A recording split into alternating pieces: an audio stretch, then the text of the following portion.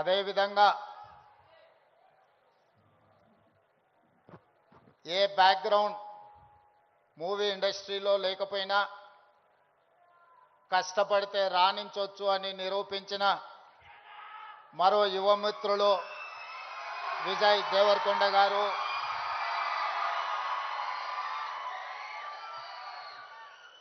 సహచర మంత్రివర్గ సభ్యులు అడ్లూరి లక్ష్మణ్ గారు, చేవెళ్ల పార్లమెంట్ సభ్యులు కొండ విశ్వేశ్వరరెడ్డి గారు, రాజ్యసభ సభ్యులు అనిల్ కుమార్ యాదవ్ గారు, film development corporation chairman Venkata Ramana Reddy, మనందరం గౌరవంగా పిలుచుకునే దిల్ రాజు గారు, అదేవిధంగా Telangana police department DGP Jitender గారు, Telangana anti narcotics bureau DG Sandeep Sandilya గారు, ఇతర పోలీస్ ఉన్నతాధికారులు, డ్రగ్స్ మహమ్మారిని నియంత్రించాలి అని, స్పోర్ట్స్ని ఆదర్శంగా తీసుకోవాలని మీ అందరినీ ప్రభావితం చేయాలని విచ్చేసిన పుల్లెల గోపీచంద్ గారు, అదేవిధంగా ఈ కార్యక్రమంలో పాల్గొన్న కవులు, కళాకారులు, వందలాది మా యువమిత్రులందరికీ కూడా మనస్ఫూర్తిగా తెలంగాణ రాష్ట్ర ముఖ్యమంత్రిగా స్వాగతం పలుకుతున్నా. మిత్రులారా, ఈ ప్రాంతానికి, ఈ ప్రజలకు ఒక గొప్ప చరిత్ర ఉన్నది. ఆనాటి కొమరం భీముడు, రామ్జీ గోండు నుంచి మొదలు పెడితే మలితరం తెలంగాణ ఉద్యమంలో నిజాంలకు, రజాకర్లకు వ్యతిరేకంగా పోరాటం చేసిన చాకలి ఐలమ్మ, దొడ్డి కొమరయ్య, అదేవిధంగా సర్దార్ సర్వాయి పాపన్న గౌడ్ లాంటి పోరాట యోధులు ఈ తెలంగాణ ప్రాంతానికి ఒక స్ఫూర్తి. ఇంతకుముందు అక్కడ ఒక యువమిత్రుడు గుర్తు చేస్తున్నారు, మన్యం వీరుడు అల్లూరి సీతారామరాజు నుంచి మొదలు పెడితే నల్లమల వీరుడు కొమరం భీముడు వరకు ఈ ప్రాంతం ఒకనాడు జల్ జమీన్ జంగల్ కోసం పోరాటం చేస్తే మలితరంలో భూమి కోసం, భుక్తి కోసం, విముక్తి కోసం జరిగిన పోరాటాలు ఈ ప్రాంతంలో ఎక్కడ చూసినా మీకు కనిపిస్తాయి. ఇవాళ మీరు ఎక్కడికి వెళ్ళినా, అది ఆదిలాబాద్ కావచ్చు, వరంగల్ కావచ్చు, నల్లగొండ కావచ్చు, లేదా నల్లమల అడవి కావచ్చు, మన ప్రాంతం, మన ప్రజలు ఒక పోరాటానికి స్ఫూర్తినిచ్చిన వాళ్ళు. ఆ పోరాట స్ఫూర్తి నుంచి వచ్చిన ఉద్యమమే తెలంగాణ ఉద్యమం. ఈ తెలంగాణ ఉద్యమం ఆనాడు విద్యార్థుల నుంచి మొదలై తెలంగాణ రాష్ట్రాన్ని సాధించే వరకు విశ్రమించలేదు. ఆనాటి యూనివర్సిటీలు, కళాశాలలు ఉద్యమ వేదికలై ఉస్మానియా యూనివర్సిటీ, కాకతీయ యూనివర్సిటీల నుంచి మొదలు పెడితే తెలంగాణ నలుమూలల 4 కోట్ల మంది తెలంగాణ ఉద్యమంలో ముందు బాగానే నిలబడి దేశానికే కాదు ప్రపంచానికి ఒక స్ఫూర్తినిచ్చి మేము అనుకున్న ఆకాంక్ష నెరవేర్చుకునే వరకు మేము విశ్రమించము, మా రాష్ట్రాన్ని మేము సాధించుకుంటాము అని చెప్పి ఒక ఉద్యమ స్ఫూర్తిని నింపి ఇవాళ తెలంగాణ రాష్ట్రాన్ని సాధించుకొని 11 సంవత్సరాలు పూర్తి చేసుకుంటున్న సందర్భంలో ఉద్యమ స్ఫూర్తితో ముందుకు వెళ్లాల్సిన తెలంగాణ రాష్ట్రం ఈరోజు డ్రగ్స్ మహమ్మారికి బలి అవుతున్నది అని అంటే ఇది ఎంతో బాధపడవలసిన సందర్భము, మనందరం ఆలోచన చేయాల్సిన సందర్భం. మిత్రులారా, ఒకనాడు తెలంగాణ గడ్డ ఉద్యమాలకు వేదిక అయితే ఈనాడు ఇదే తెలంగాణ ప్రాంతం గంజాయికో, డ్రగ్స్కో వేదికగా మారితే ఇది మనకు అవమానమా, ఇది మనకు ఆత్మగౌరవమా? ఒకసారి ఆలోచన చేయండి. అందుకే డిసెంబర్ 7, 2023 నాడు తెలంగాణ రాష్ట్ర 2వ ముఖ్యమంత్రిగా ప్రమాణ స్వీకారం చేసిన మరుక్షణం స్పష్టంగా చెప్పిన, తెలంగాణ గడ్డ మీద గంజాయి కాదు కదా, గడ్డి పరకైనా మాదక ద్రవ్యాల వైపు ఆలోచన చేస్తే వాళ్ళ వెన్ను విరుస్తాము అని చెప్పి తెలంగాణ రాష్ట్ర ప్రభుత్వం స్పష్టంగా చెప్పింది. ఇవాళ మిత్రులారా, ఈ వేదిక మీద ఉన్న మేమెవ్వరం పెద్ద పెద్ద బ్యాక్గ్రౌండ్ల నుంచి వచ్చిన వాళ్ళం కాదు. చరణ్కు బ్యాక్గ్రౌండ్ ఉంది, కానీ చరణ్ని ప్రభావితం చేసిన చిరంజీవి గారు ఏ బ్యాక్గ్రౌండ్ లేకుండా కష్టపడి కింది నుంచి ఈరోజు దేశమే గర్వించదగ్గ ఒక్క మహానటుడుగా, ఈరోజు ఒక్క మంచి మనిషిగా గుర్తింపు పొందిండు అని అంటే దాదాపుగా 50 సంవత్సరాల నిరంతర శ్రమ, కఠోరమైన దీక్షతోని వాళ్ళు రాణించగలిగినారు.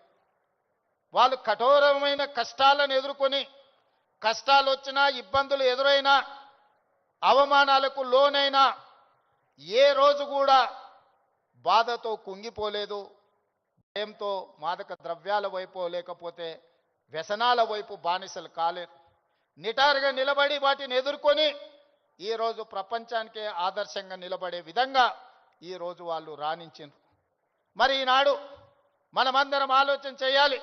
ఉద్యమ స్ఫూర్తి అయిన తెలంగాణ రాష్ట్రం, ఉద్యమాలతోనే సాధించుకున్న తెలంగాణ రాష్ట్రంలో ఈరోజు పాఠశాలల నుంచి కళాశాలల వరకు, కళాశాలల నుంచి యూనివర్సిటీల వరకు విద్యార్థులు గంజాయి ప్రభావితానికో లేకపోతే డ్రగ్స్ మహమ్మారికి బలైపోతున్నారు అని అంటే మనందరం చూసుకుంటూ కూర్చుందామా? ఒకసారి ఆలోచన చేయండి. అందుకే మిత్రులారా, ఈరోజు ప్రపంచ దేశాలలో అత్యధిక జనాభా ఉన్న దేశం భారతదేశం. కానీ ఈరోజు మీరు ఆలోచన చేయండి, మొన్న జరిగిన ఒలింపిక్స్ క్రీడల్లో పుల్లెల గోపీచంద్ గారు తయారు చేసిన వాళ్ళు కాస్తో కూస్తో మెడల్స్ సాధించి, సానియా మిర్జా కావచ్చు, లేకపోతే పివి సింధు కావచ్చు, లేదా నిఖత్ జరీన్ కావచ్చు, లేకపోతే సిరాజుద్దీన్ కావచ్చు, వీళ్ళు క్రీడలలో రాణించి ఈ దేశ ప్రతిష్టను కాపాడింది. ఒకవైపు 140 కోట్ల జనాభా ఉన్న భారతదేశం ఒలింపిక్స్లో ఒక్క గోల్డ్ మెడల్ సాధించలేదు అని అంటే ఇది ప్రపంచంలో మనకు అవమానం కాదా? ఒక్కసారి ఆలోచన చేయండి.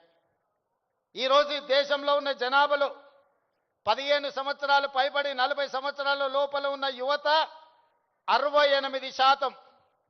140 కోట్ల జనాభాలో 68% యువత ఉన్న దేశం ప్రపంచంలో ఏకైక దేశం భారతదేశం.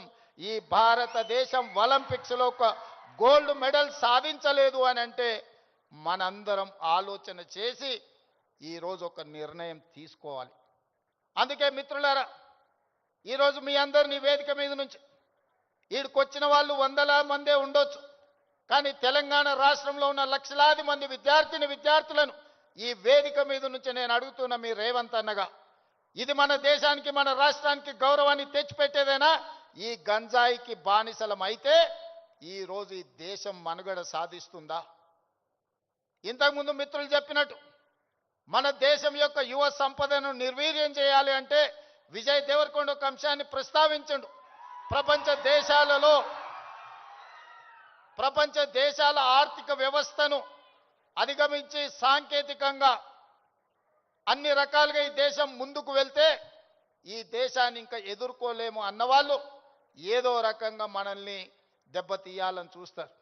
ఆ దెబ్బతీయడానికి ఒకరు యుద్ధం ఎన్నుకోవచ్చు, ఇంకొకరు కోవిడ్ని ఎన్నుకోవచ్చు, ఇంకొకరు గంజాయి లేదా డ్రగ్స్ ఎన్నుకోవచ్చు. శత్రులు ఏమైతే కోరుకుంటున్నారో, ఏ ఆలోచనతో ఈ దేశాన్ని నిర్వీర్యం చేయాలనుకుంటున్నారో అందులో మనం భాగస్వాములం అవుదామా?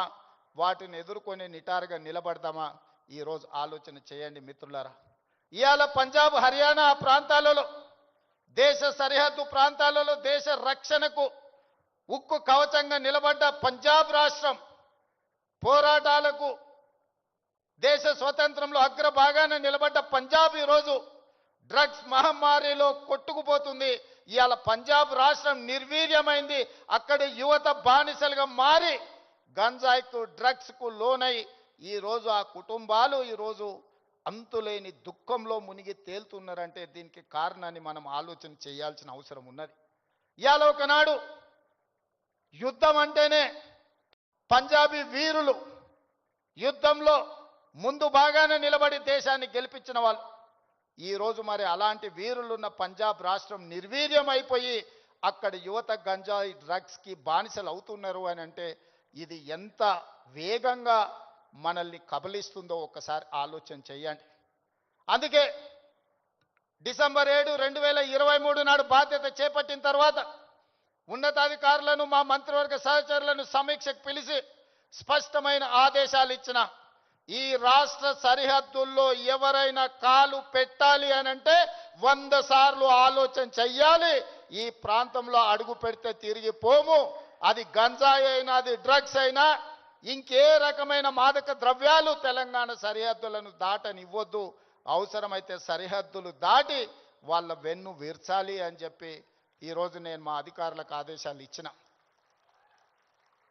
ఇవాళ ఈ అంతర్జాతీయ డ్రగ్స్ నియంత్రణ ఈ దినోత్సవం ఈరోజు ఈ కార్యక్రమంలో యువ మిత్రులు రామ్ చరణ్ కావచ్చు, విజయ్ దేవరకొండ కావచ్చు, వాళ్ళు ఎంత బిజీ స్కెడ్యూల్ ఉన్నా ఇవాళ మేమందరం కూడా ఇక్కడ ఎందుకు వచ్చినామంటే ఈ యువతకు ఒక స్ఫూర్తినివ్వాలి, ఈ యువతకు ఒక సందేశాన్ని ఇవ్వాలి. తెలంగాణ రాష్ట్రం దేశానికి ఆదర్శంగా నిలబడాలి అని. అదేవిధంగా మిత్రులారా, ఈరోజు తెలంగాణ రాష్ట్రం అంటే ఒక ఐటీ హబ్, ఈరోజు తెలంగాణ రాష్ట్రం అంటే ఒక ఫార్మా హబ్. ఈరోజు ఈ తెలంగాణ రాష్ట్రం మీరందరూ మనమందరం ఉండంగా ఇది ఒక గంజాయికో డ్రగ్స్కో హబ్గా మారితే మనందరము ఈరోజు విఫలమైనట్టే, తెలంగాణ రాష్ట్రానికి అన్యాయం చేసిన వాళ్ళం అవుతాం. అందుకే ఈరోజు ఏ పాలసీ లేని తెలంగాణ రాష్ట్రానికి స్పోర్ట్స్ పాలసీని తీసుకొచ్చినాం. యువతను సరైన మార్గంలో పెట్టాలి, వాళ్ళకు అవకాశాలు కల్పించాలి, వాళ్ళని అభివృద్ధి పదం వైపు నడిపించాలి. అందుకే నూతన విధానం ద్వారా యంగ్ ఇండియా స్కిల్స్ యూనివర్సిటీని తీసుకొచ్చినాం. ఈరోజు ప్రతి సంవత్సరం 1,10,000 మంది ఇంజనీరింగ్ విద్యార్థులు గ్రాడ్యుయేట్స్ అవుతుంటే 1,10,000 మందికి ఇంజనీరింగ్ పట్టాలు ఇస్తున్నాం. కానీ వాళ్ళకు సరైన సాంకేతిక పరిజ్ఞానాన్ని, సరైన అనుభవాన్ని మనం అందించలేకపోతున్నాం.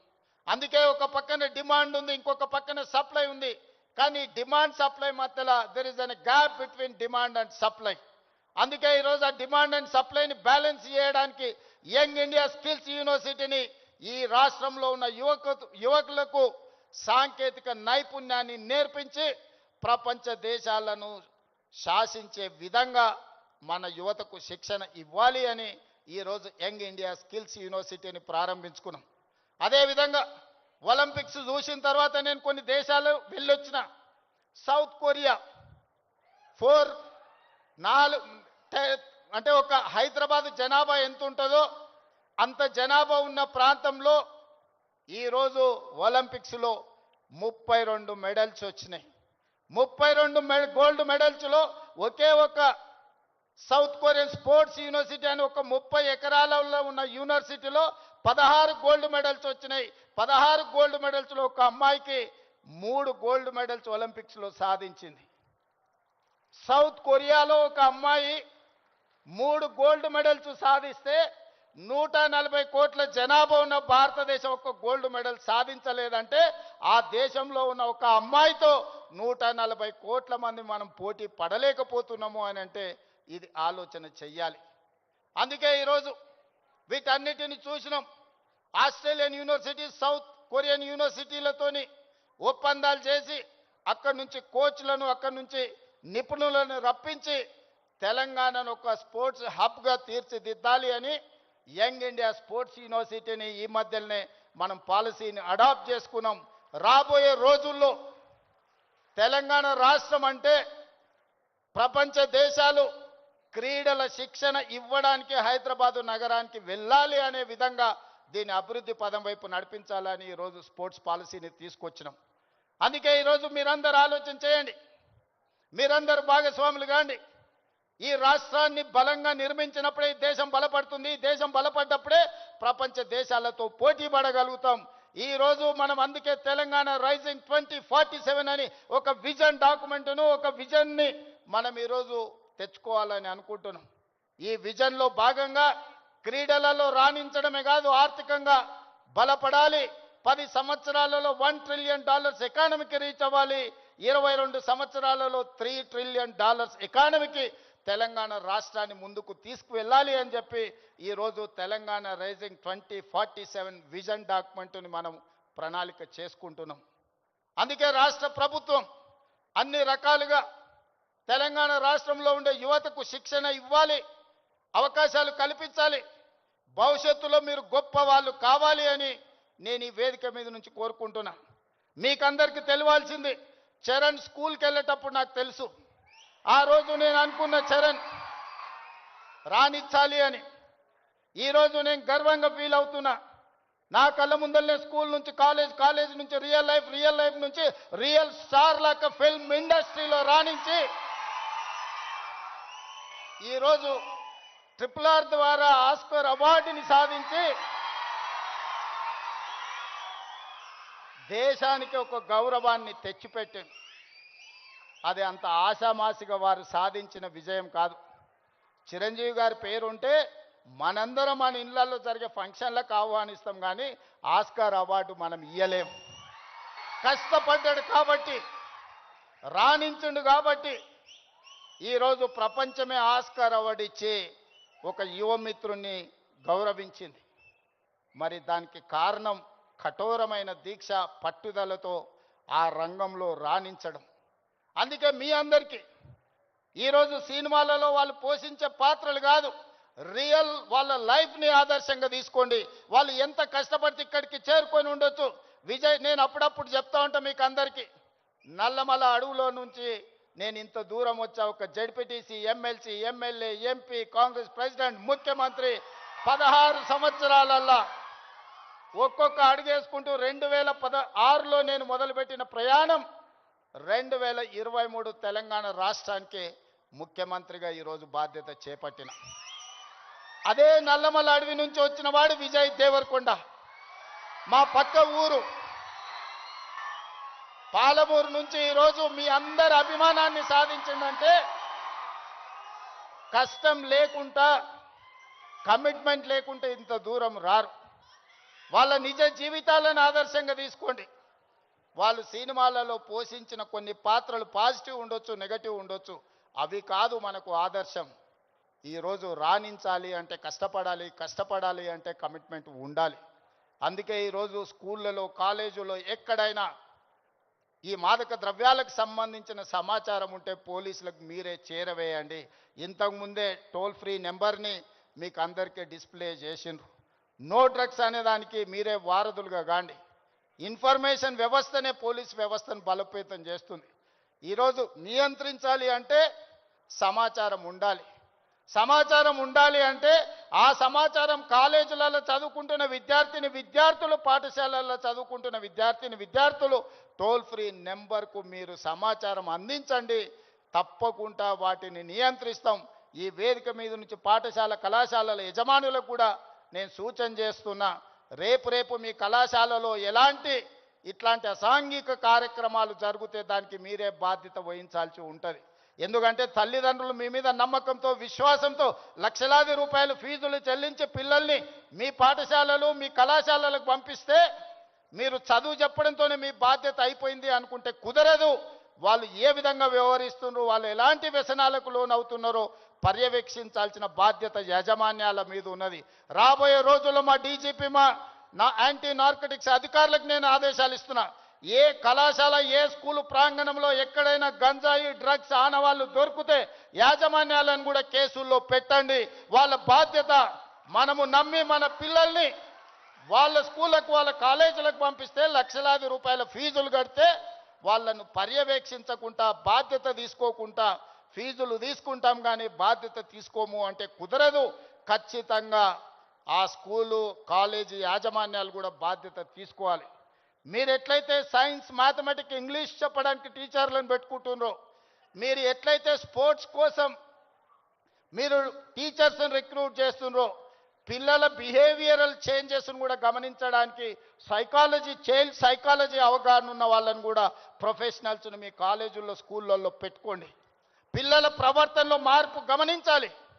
ఎందుకంటే తల్లిదండ్రులు ఉద్యోగము లేకపోతే ఉపాధి పనుల్లో పడి వాళ్ళు సమయం పిల్లలతో కేటాయించలేకపోతున్నారు. అందుకే majority time kids are spending in their schools. So అక్కడనే వాళ్ళని గమనించాలి. వాళ్ళ ప్రవర్తనలో కానీ, వాళ్ళ ఆలోచనలో కానీ, వాళ్ళ వ్యవహార శైలిలో మార్పును గుర్తించవలసిన బాధ్యత స్కూల్ యాజమాన్యం మీద, టీచర్ల మీద ఉన్నది. దయచేసి స్కూల్ యాజమాన్యులకు, టీచర్లకు కూడా నా సూచన, మీ బాధ్యత అది, మీ సోషల్ రెస్పాన్సిబిలిటీ. మీరు ఖచ్చితంగా ఈ విషయంలో ప్రత్యేకమైన దృష్టి పెట్టాలి.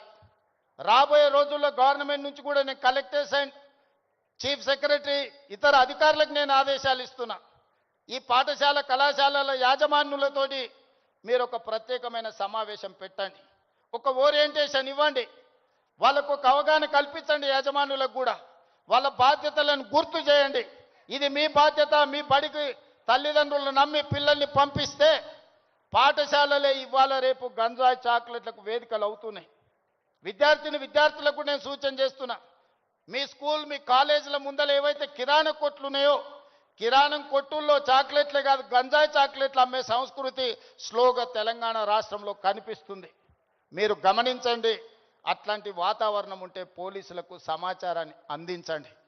మనందరం అప్రమత్తంగా ఉన్నప్పుడే, మనందరం పోలీసింగ్ చేసినప్పుడే వీటిని నియంత్రించగలం. మనందరం మాకేం సంబంధం లేదు, తెలంగాణ రాష్ట్ర ముఖ్యమంత్రి గారి బాధ్యత లేకపోతే పోలీస్ డిపార్ట్మెంట్ బాధ్యత అని వదిలేస్తే ఈ సమాజానికి తీరని నష్టం జరుగుతుంది. ఒకనాడు ఉద్యమాల గడ్డ అయిన తెలంగాణ ఈరోజు గంజాయికి వేదిక కాకూడదనేదే నా ఆలోచన, నా విధానం. అందుకే మిత్రులారా, ఈ తెలంగాణని బలోపేతం చేసి అభివృద్ధి పదం వైపు నడిపించాలి అంటే మీరందరూ సహకరించాలి. మీరు మేము మనం కలిస్తేనే ఒక ఆరోగ్యవంతమైన తెలంగాణ, ఒక అభివృద్ధి చెందిన తెలంగాణ, ఒక ప్రపంచానికి ఆదర్శంగా నిలబడే తెలంగాణను తీర్చిదిద్దుకుందాం. పదే పదే మిత్రులు అంటుంటారు మనం బెంగళూరుతో పోటీ పడుతున్నాం, ముంబై ఢిల్లీతో. బెంగళూరు ముంబై ఢిల్లీ చెన్నై కాదు మన టార్గెట్ న్యూయార్క్, టోక్యో, సౌత్ కొరియాతో పోటీ పడాలి. ఇవాళ ప్రపంచంతో పోటీ పడే శక్తి యుక్తి యువత మన రాష్ట్రం మన దేశంలో ఉన్నది. అందుకే మీరు మేము మన అందరం కలిసి ముందుకు వెళ్దాం. ఈ తెలంగాణ యాంటీ నార్కటిక్స్ బ్యూరోని ఇక ముందు ఈగల్ అని పిలువదలుచుకున్నాం. ఈగల్ గురించి మీకు తెలుసు కదా, 20-30 వేల అడుగుల పైన ఆకాశంలో ఉన్న కింద నేల మీద ఉన్న తన టార్గెట్ను నిశితమైన దృష్టితోని చూస్తుంది. Eagle success ratio 100%. Target reach అవ్వడం అంటే ఈగల్ను చూసే నేర్చుకోవాలి. ఈరోజు అందుకే ఎలీట్ మనం ఈరోజు తెలంగాణ ప్రభుత్వం ఈ యాంటీ నార్కటిక్స్ దీంట్లో ఈరోజు ఎలీట్ గ్రూప్ని మనం ఈరోజు ఎస్టాబ్లిష్ చేస్తున్నాం. ఎందుకంటే ఈ డ్రగ్స్ ఎన్ఫోర్స్మెంట్ లాని చేయడానికి ఈగల్ అనే ఒక ఆర్గనైజేషన్ని క్రియేట్ చేస్తున్నాం. రేపు పొద్దుగాల అడవుల్లో గంజాయి పండించే వాళ్ళని కూడా ఈరోజు మనం ఈగల్కి ట్రైనింగ్ ఇస్తున్నాం. ఈ మధ్యకాలంలో యాంటీ డ్రోన్ ట్రైనింగ్ ఇచ్చినాం. ఎక్కడైనా వివిఐపీలు ఉన్న ప్రాంతంలో ఈగలు ఉంటే, Sandeep give it to me.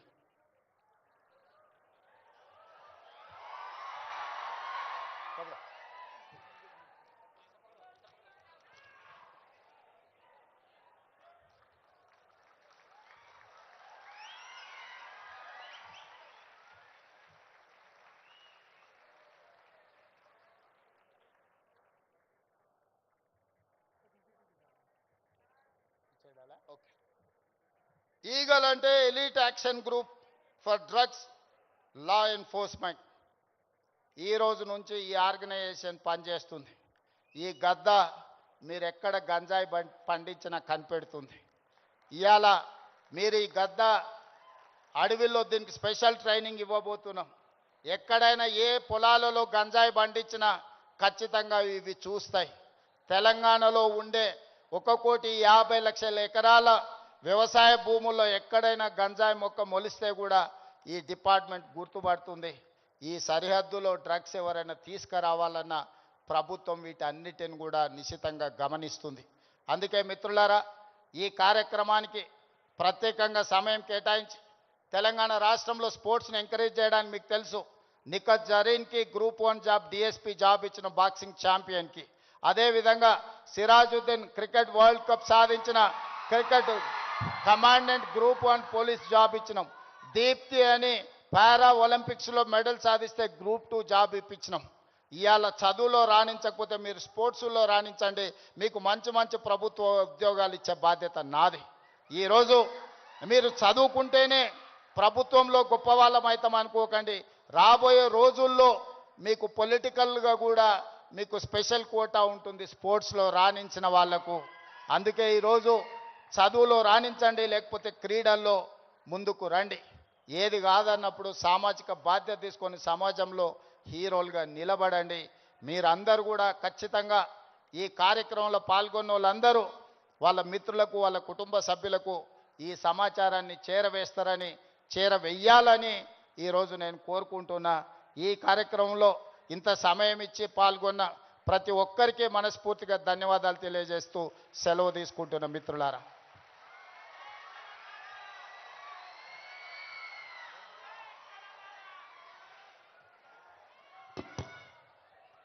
Thank you so much sir.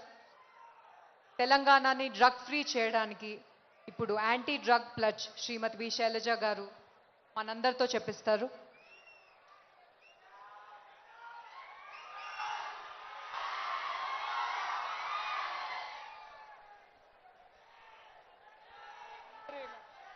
అందరూ చేతులన్నీ ముందుకు పెట్టి ప్రతిజ్ఞ చేయాలి. నేను మాదక ద్రవ్యాలపై